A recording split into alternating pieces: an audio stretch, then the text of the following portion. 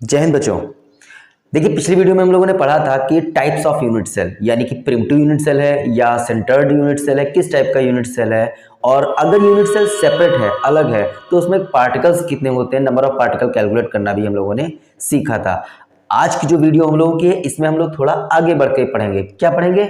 इसमें हम लोग पढ़ने जा रहे हैं कि calculation of number of particles in per unit cell in cubic crystal system, यानी कि अगर यूनिट सेल अकेले नहीं है, आइसोलेटेड नहीं है, बल्कि कई सारे यूनिट सेल के साथ मिलकर के एक नेटवर्क बना रही है, यानी कि एक क्रिस्टल लेटाइस के रूप में है। यानी यूनिट सेल है, उसके पड़ोस में यूनिट सेल, ऊपर नीचे आगे पीछे सब तरफ से यूनिट सेल है।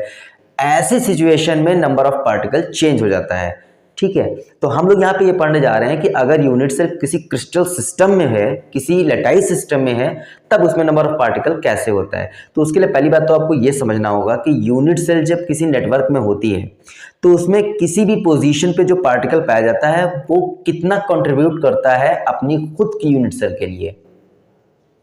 डायग्राम से समझते हैं। देखिए, यहां पर आपको एक डायग्राम दिया हुआ है जिसमें एक यूनिट सेल है, क्यूबिक यूनिट सेल, और इस क्यूबिक यूनिट सेल में देखिएगा, मैंने सारे पार्टिकल तो नहीं बनाए, हर एक कॉर्नर पे पार्टिकल होगा, जगह जगह पे पार्टिकल्स होंगे। मैं आपको जिस पोजीशन पे पार्टिकल की जो कंट्रीब्यूशन उस यूनिट सेल में है उसे एक्सप्लेन करने के लिए कुछ स्पेशल पोजीशन पे मैंने पार्टिकल बनाए हैं। जैसे इस क्यूबिक यूनिट सेल में किसी भी कॉर्नर पे, यहां पर कहीं पर भी अगर कॉर्नर पे कोई भी पार्टिकल है तो उस पार्टिकल का केवल 1/8 पार्ट जो है वही इस यूनिट सेल में कंट्रीब्यूट कर रहा है। भाई आप इमेजिन करिए कि जैसे एक यूनिट सेल है कोई बॉक्स की तरह, और उस यूनिट सेल के कॉर्नर पे एक पार्टिकल है। इमेजिन करिएगा, उस कॉर्नर पे एक पार्टिकल है और वो यूनिट सेल अकेले है, तब तो मैं कॉर्नर पे पार्टिकल का पूरा 1 पार्ट जो है कैलकुलेट करूंगा। लेकिन अगर वो यूनिट सेल नेटवर्क में है, लेटाइस में है, तब क्या होगा? उस बॉक्स के ऊपर, उस यूनिट सेल के ऊपर एक यूनिट सेल आ गया, यानी अब कॉर्नर का पार्टिकल थोड़ा सा ऊपर शेयर हो गया। उसके बगल में भी कोई यूनिट सेल रख दिया गया तो बगल में भी थोड़ा सा वो पार्टिकल शेयर हो गया। यानी कि जब आप एक यूनिट सेल के सराउंडिंग में और सारी यूनिट सेल को कनेक्ट करके उसके टच में रखते हैं तो जो उसका पार्टिकल होता है वो भी अपने पड़ोसी नियर बाई जो यूनिट सेल्स होते हैं उनसे शेयर हो जाता है, उसमें थोड़ा सा जो है पार्ट उसका शेयर हो जाता है। तो खुद की यूनिट सेल में अब पूरा पार्ट तो शेयर हो नहीं रहा है, कुछ ना कुछ मात्रा क्या हो गई उसकी, कुछ ना कुछ क्या हो गया, लेस हो गया। खुद में क्या हो गया, कुछ ना कुछ लेस हो गया, तो उसके अंदर केवल 1/8 पार्ट ही कैलकुलेट किया जाएगा। इसी तरह से अगर किसी यूनिट सेल के फेस के सेंटर में कोई पार्टिकल है, जैसे कि मेरे कमरे की ही ये दीवार ले लीजिए, इस दीवार के बीचों बीच में सेंटर में अगर कोई एक पार्टिकल मान लिया जाए तो पार्टिकल 1 है। लेकिन मेरी दीवार के जस्ट बगल में बिल्कुल चिपका करके कोई और मकान मालिक आ जाए, कोई और आ जाए और वो अपनी दीवार बिल्कुल चिपका के बना दे, तो जो पार्टिकल मेरी वॉल के सेंटर में था, अब वो पार्टिकल उसकी वॉल से भी क्या हो जाएगा, शेयर हो जाएगा। तो मेरी खुद की वॉल में उसका कितना हिस्सा मैं मानूंगा? 1/2, आधा हिस्सा। ठीक है, तो यानी कि अगर किसी यूनिट सेल की किसी एक वॉल पे यानी फेस पर उसके सेंटर में कोई पार्टिकल है तो सेंटर पे जो पार्टिकल होता है उसका 1/2 ही कंट्रीब्यूशन उसमें कैलकुलेट किया जाता है। और अगर मान लीजिए किसी यूनिट सेल की जो एज है, जो यूनिट सेल होता है उसकी जो एक कोर होती है, जो एज होती है, एज के सेंटर में अगर कोई पार्टिकल है तो उसका 1/4 पार्ट जो है वो कंट्रीब्यूट होता है अपनी खुद की यूनिट सेल में। ठीक है, तो क्या पढ़ा हम लोगों ने कि अगर किसी यूनिट सेल के कॉर्नर पे कोई पार्टिकल है लेटाइस सिस्टम में तो उसका 1/8 पार्ट ही कैलकुलेट किया जाएगा। फेस के सेंटर में अगर कोई पार्टिकल है तो उसका 1/2 पार्ट कैलकुलेट किया जाएगा। एज के सेंटर में अगर कोई पार्टिकल है तो उसका 1/4। और अगर किसी यूनिट सेल के बिल्कुल सेंटर में, बीचों बीच में, पूरा जो यूनिट सेल था उसके अंदर साइड में बीचों बीच में कोई पार्टिकल है, जैसे कि ये, तो इसका पूरा का पूरा 1 पार्ट ही कैलकुलेट किया जाएगा। आप इमेजिन करके देखिए कि मेरे कमरे में बिल्कुल बीचों बीच में एक पार्टिकल है और वो पार्टिकल मैं एक काउंट कर रहा हूं। अब मेरे कमरे के बगल में कोई कमरा बन जाए, मेरे बगल के इधर साइड में, आगे साइड में, पीछे साइड में कितने भी कमरे बिल्कुल टच करके बन जाए, लेकिन मेरे इस कमरे में बीच में जो पार्टिकल था वो किसी भी कमरे को शेयर नहीं होगा, उनको टच नहीं कर रहा है, उनके साथ कंट्रीब्यूशन उसका नहीं हो रहा है, तो मैं तो उसको एक ही कैलकुलेट करूंगा। बस वही चीज यहाँ पर भी है कि यूनिट सेल के अंदर बीचों बीच में जो बॉडी के अंदर जो पार्टिकल होगा वो पार्टिकल पूरा 1 का 1 कैलकुलेट किया जाएगा। अब इसकी हेल्प से हम लोग पढ़ेंगे कि बीसीसी, एफसीसी, ईसीसी या एससी में नंबर ऑफ पार्टिकल जो है जबकि वो क्रिस्टल सिस्टम में हो तो कितना होता है। ठीक है, पढ़ लेते हैं। तो देखिए सबसे पहले यहां पर हमारे पास है कि number of particles in simple cubic unit cell. जो हमारा सिंपल क्यूबिक यूनिट सेल होता है यानी कि जिसमें केवल और केवल कॉर्नर्स पे पार्टिकल होते हैं और किसी पोजीशन पे कोई पार्टिकल नहीं होता, ऐसी यूनिट सेल में हम नंबर ऑफ पार्टिकल को कैसे कैलकुलेट करेंगे समझते हैं। तो देखिए अभी मैंने पढ़ा था कि जो कॉर्नर पे पार्टिकल होता है इसका कंट्रीब्यूशन यूनिट सेल में कितना होता है 1/8। तो देखिए contribution of 1 particle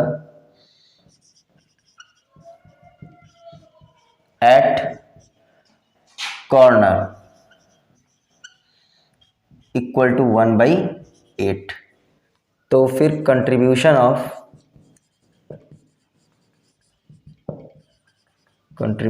of particles at 8 corners कितना हो जाएगा। एक कॉर्नर पे कंट्रीब्यूशन कितना है 1/8 और टोटल 8 कॉर्नर हमारे हैं तो उनपे कितना हो जाएगा इंटू 8 यानी कि कितना हो गया 1। So number of total particles equal to हो गया हमारा कितना 1। यानी कि जो आपका सिंपल क्यूबिक यूनिट सेल होता है इसमें 8 कॉर्नर के सभी पार्टिकल का टोटल जितना कंट्रीब्यूशन है मिला करके हम ये कहते हैं कि भाई यूनिट सेल में पार्टिकल की संख्या कितनी है 1 है। और ये पार्टिकल एटम भी हो सकते हैं, आयन भी हो सकते हैं और मॉलिक्यूल भी हो सकते हैं। क्लियर। इसके बाद पढ़ते हैं नेक्स्ट। चलिए नेक्स्ट देख लेते हैं। नेक्स्ट हमारा क्या है number of particles in body centred cubic unit cell BCC. तो body centred cubic unit cell क्या होगा जब क्रिस्टल लैटिस में कोई ऐसी यूनिट सेल हो जिसके 8 कॉर्नर्स पे पार्टिकल होने के साथ साथ जो पूरी बॉडी है उसके सेंटर में बीचों बीच में भी एक पार्टिकल हो, ऐसी यूनिट सेल को हम कहते हैं बॉडी सेंटर्ड यूनिट सेल। भाई देखते हैं बॉडी सेंटर्ड यूनिट सेल में पार्टिकल्स की संख्या कितनी होती है। बहुत ईजी लैंग्वेज में है, अगर थोड़ा सा अच्छे से पढ़ लोगे सब समझ में आ जाएगा। ठीक है, होता क्या है ना कि हम लोग जब किसी चीज पे दिमाग नहीं लगाते, ज्यादा ध्यान नहीं देते, ऐसे रफली अरे बस चल रहा है, जाहिर सी बात है आप इंपॉर्टेंस नहीं दे रहे हैं तो टॉपिक कहाँ से समझ में आएगा। थोड़ा सा टॉपिक को इंपॉर्टेंस दीजिए, उसको पढ़िए, सीरियस होके पढ़िए, सब इजी है, बहुत इजी है यार। तो देखते हैं इसमें contribution of 1 particle at corner equal to 1/8। तो जो कॉर्नर पे पार्टिकल होता है उसका तो 1/8 ही हम लोग कंट्रीब्यूट मानते हैं ना। तो एक पार्टिकल जो कॉर्नर पे था उसका कंट्रीब्यूशन कितना हो गया 1/8। तो फिर contribution of particles at 8 corners. Corner कितने हैं टोटल मिला के 8 कॉर्नर है ना, तो एक कॉर्नर पे 1/8 कंट्रीब्यूशन था तो 8 कॉर्नर पे कितना हो जाएगा मल्टीप्लाई कर देंगे 1/8 इंटू 8 कितना रह गया 1। तो यानी कि 8 कॉर्नर पे जो पार्टिकल्स थे उनका सबका कंट्रीब्यूशन मिलाकर के कितने पार्टिकल हुए 1। और एक पार्टिकल बैठा है हमारा भाई साहब बिल्कुल सेंटर में, तो contribution of particle present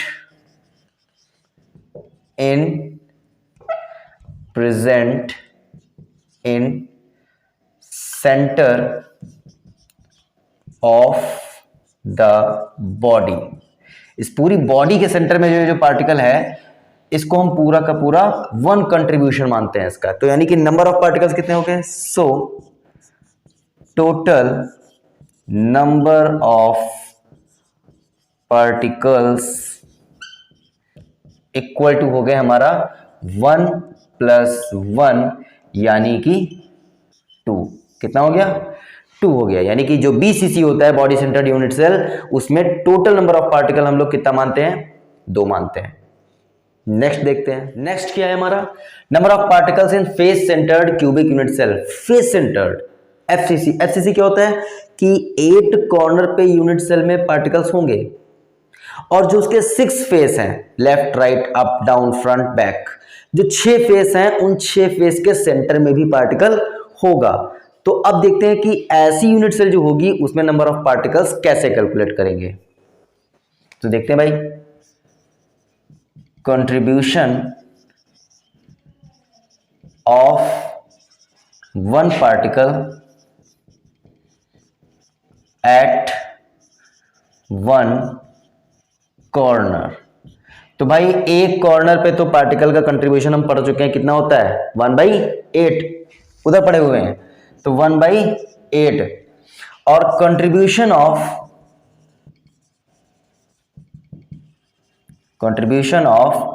particles at 8 corners. Total corner कितने हैं भाई?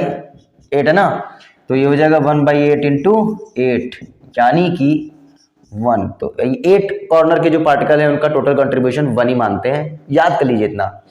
अब इसके बाद में आते हैं आपके 6 फेस। तो contribution of particle at the centre of 1 face. कितना बनेगा जाकर के? एक फेस का जो सेंटर होता है, ये जो वॉल दिख रही है आपके इसके फेस में, जो यहां पर है बिल्कुल सेंटर में, तो एक फेस के सेंटर पे जो पार्टिकल होता है उसका हम लोग कितना? 1/2, आधा ही कंट्रीब्यूशन उसका मानते हैं, यानी 1/2। और टोटल फेस कितने होते हैं? 6। तो कंट्रीब्यूशन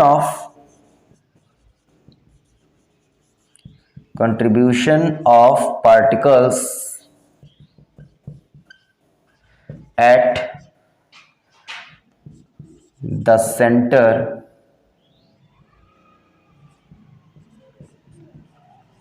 सेंटर ऑफ 6 फेसेस। तो भाई 6 फेस हो गए टोटल। अब ये जो 6 फेस है इनके सबके पे कितना हो जाएगा? तो एक फेस के सेंटर पे 1/2 कंट्रीब्यूशन है पार्टिकल का। टोटल 6 फेस थे, उनसे मल्टीप्लाई कर दिया तो 2 3 जा 6 कैंसिल, यानी कि 3।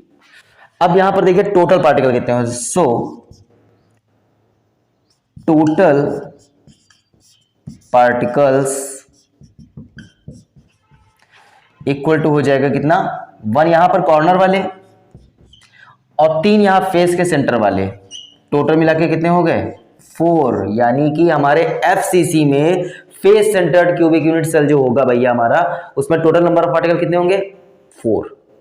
थोड़ा सा दिमाग लगाइए रहेगा कि अगर यूनिट सेल आइसोलेटेड है, सेपरेट है, अलग है, गुस्साई बैठी है दूर, तब नंबर ऑफ पार्टिकल उसमें अलग रहेंगे। लेकिन अगर वो दोस्ती करके लोगों के साथ में टहल रही है, चिपकी हुई बैठी है, यूनिट सेल अकेले नहीं है, तब नंबर ऑफ पार्टिकल उसमें हो जाएगा चेंज। तो भाई दिमाग का खेल है, बिना समझे वहां पे जाके एग्जाम में कर मत देना। ओके, तो बढ़ते हैं अगले यूनिट सेल के कैलकुलेशन की तरफ। लेकिन उससे पहले एक रिक्वेस्ट, प्लीज यार न्यू हो तो प्लीज चैनल को सब्सक्राइब कर दो, और अगर पुराने हो तो लाइक करने में क्या जाता है, इसमें तेरा घाटा, तेरा कुछ नहीं जाता, तो कर दो ना यार लाइक। चलिए शुरू करते हैं। तो भाई यहां पर फिर से वही सेम सब रिपीट, वही सेम पुराना हो रहा है। Contribution of particle at 1 corner equal to 1/8।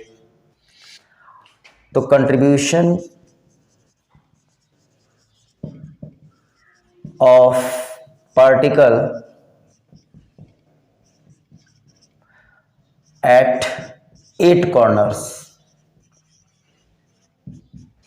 ये हो जाएगा 1/8 इंटू 8। भाई राइटिंग अगर सही से ना समझ में आ रही हो तो थोड़ा सा एडजस्ट कर लेना, बहुत बढ़िया राइटिंग मेरी है नहीं बहुत बढ़िया राइटिंग मेरी नहीं है, ठीक है, थोड़ा डॉक्टरी स्टाइल वाली है फिर भी, लेकिन उनसे तो बहुत अच्छी है, उनसे उतनी खराब नहीं है, उससे तो अच्छी है। खैर चलिए समझते हैं। तो भाई सारे जो 8 कॉर्नर थे वहां के पार्टिकल मिला के कितने हो गए 1। और हम जानते हैं कि जो इंड सेंटर्ड यूनिट सेल होता है, टाइटल यहाँ पे क्या लिखा हुआ है, इंड सेंटर्ड यूनिट सेल। तो इंड सेंटर्ड यूनिट सेल में क्या होता है, 8 कॉर्नर पे पार्टिकल होते हैं, साथ साथ कोई भी अपोजिट 2 फेस जो होंगे, जैसे मेरे लेफ्ट की वॉल और राइट की वॉल, या फिर जो छत है और फर्श है, इस तरह से कोई भी बॉक्स में जो आपको दिख रहा है अपोजिट 2 वॉल ले लीजिए और उनके सेंटर पे जो पार्टिकल होगा उससे बनने वाली यूनिट सेल जो कहलाती है वो होती है इंड सेंटर्ड यूनिट सेल। तो यहां पर देखते हैं भाई कि फेस के सेंटर में पार्टिकल भी है, तो कंट्रीब्यूशन